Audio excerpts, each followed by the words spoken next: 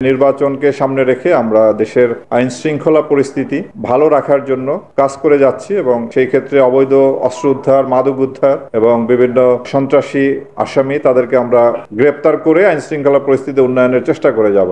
আমাদের সেই কাজ চলমান আছে এবং আমরা আশাবাদী জাতীয় নির্বাচনের পূর্বে আমরা আমাদের এই অভিযানের ধারা অব্যাহত থাকবে এবং আইন শৃঙ্খলা পরিস্থিতি যাতে আরো ভালো হয় সেই জন্য আমরা কাজ করে যাব।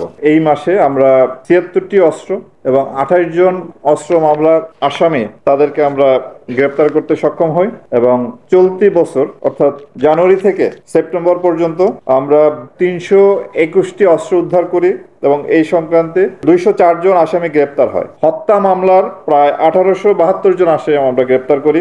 ধর্ষণ সহ নারী নির্যাতনের ৬৬৭ জন, ডাকাত চক্রের সদস্য ৪৪৩ জন, মানব পাচারকারী ৭৩ জন এবং অন্যান্য সহ মোট ৯,৫৫৯ জন আসামিকে আমরা গ্রেপ্তার করি এবং এছাড়াও মাদকে এই এক বছরে ৩,৪১৮ জনকে গ্রেপ্তার করি এবং মামলা রুজু হয় এবং আমাদের উদ্ধার হিরোইন, ফেন্সিডিল, গাঁজা প্রচুর পরিমাণে উদ্ধার আছে। আমাদের ফেন্সিডিল উদ্ধার আছে ৫৪,৪৫৫ বোতল, গাঁজা প্রায় ১৪ টনের মতো গাঁজা আমরা উদ্ধার করি এই এক বছরে। ইয়াবা উদ্ধার আছে ৬২,৭০,০০০। এছাড়া দেশি বিদেশি মদ সহ অন্যান্য মাদকদ্রব্য আমাদের উদ্ধার আছে। আমরা আশা করি যে আমাদের অভিযানের ধারা অব্যাহত থাকবে, অর্থাৎ ফেব্রুয়ারির প্রথমার্ধে যে জাতীয় নির্বাচন হবে সেই নির্বাচন করার জন্য যে রকম আইন শৃঙ্খলা পরিবেশ দরকার সেই রকম আইন শৃঙ্খলার একটি পরিবেশ আমরা তৈরি করতে সক্ষম হব। এই জন্য আমরা আইন শৃঙ্খলা রক্ষাকারী বাহিনীর সকল সদস্য এবং র্যাব তো অবশ্যই আমরা কাজ করে যাচ্ছি এবং আমরা আশাবাদী যে আমরা এই সময়ের মধ্যে সুন্দর একটি পরিবেশ তৈরি করতে পারবো।